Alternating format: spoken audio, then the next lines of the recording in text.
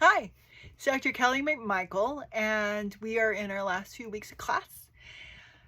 I hope you've enjoyed this journey. It's been interesting.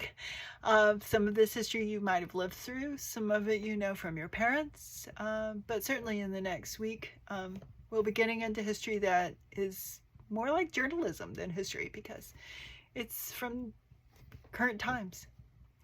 So we're going to be talking about the early 2000s and forward from there, the 9/11 era, if you might want to call it that way. So, again, as with all of these periods, there's lots of conflict to discuss, and we will. Certainly, George W. Bush's presidency was marked really by September 11th and the crashing of the Twin Towers and that terrorist attack in New York and Washington and in the skies over the United States.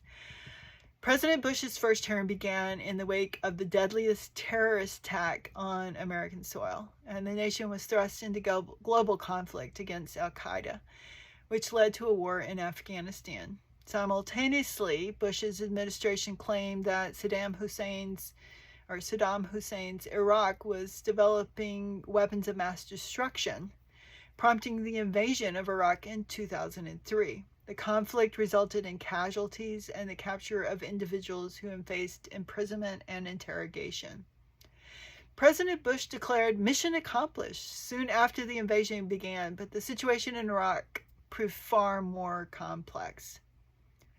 The post 9/11 landscape in the U.S. also saw the establishment of the Office of Homeland Security and the passage of key legislation like the Homeland Security Act and the USA Patriot Act, ushering in new levels of surveillance and counterterrorism effects that have had both positive and negative implications for Americans since this period.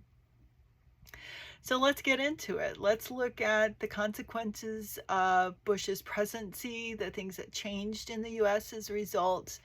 And we can mark from that date in 2001 all the way to today, 2023. And forward, really. I'll see you in class.